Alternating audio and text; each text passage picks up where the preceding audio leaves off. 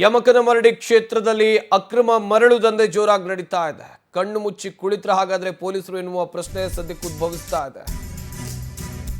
ಯಮಕನಮರಡಿ ವಿಧಾನಸಭಾ ಕ್ಷೇತ್ರದಲ್ಲಿ ಅಕ್ರಮ ಮರಳು ದಂಧೆ ಕಣ್ಮುಚ್ಚಿ ಕುಳಿತಿದ್ದಾರಾ ಇಲ್ಲಿನ ಪೊಲೀಸರು? ಯಮಕನಮರಡಿ ಪೊಲೀಸರು ಏನು ಮಾಡ್ತಾ ಇದ್ದಾರೆ? ಗಣಿ ಮತ್ತು ಭೂವಿಜ್ಞಾನ ಇಲಾಖೆ ಜಾಣ ಕುರುಡುತನ ಇಲ್ಲಿ ಗೊತ್ತಾಗ್ತಾ ಇದೆ.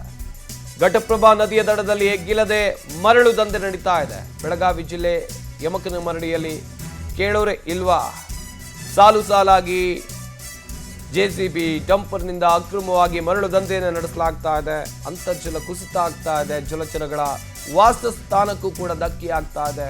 ಕೃಷಿ ಭೂಮಿಗೂ ಕೂಡ ಹಾನಿಯಾಗೋ ಆತಂಕ ಇದೆ.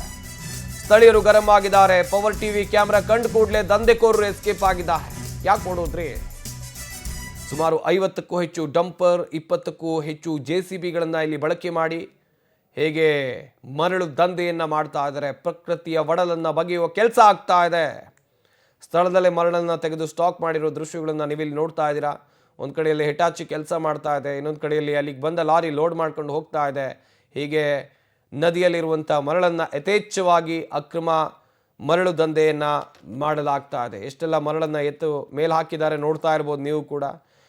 ಇಲ್ಲಿ ಗಣಿ ಮತ್ತು ಭೂವಿಜ್ಞಾನ ಇಲಾಖೆ ಅಧಿಕಾರಿಗಳು ಏನು ಮಾಡ್ತಾ ಇದ್ದಾರೆ ಎನ್ನುವಂಥ ಪ್ರಶ್ನೆ ಸದ್ಯಕ್ಕೆ ಖಂಡಿತವಾಗ್ಲೂ ಉದ್ಭವಿಸುತ್ತೆ.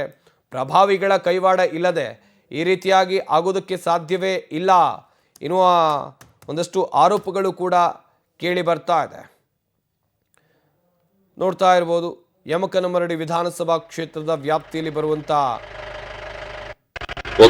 ಈ ಜಾಗದಲ್ಲಿ ಹೇಗೆ ಅಕ್ರಮವಾಗಿ ಮರಳು ಗಣಿಗಾರಿಕೆಯನ್ನು ನಡೆಸಲಾಗ್ತಾ ಇದೆ ನೋಡ್ತಾ ಇದ್ದೀರಾ.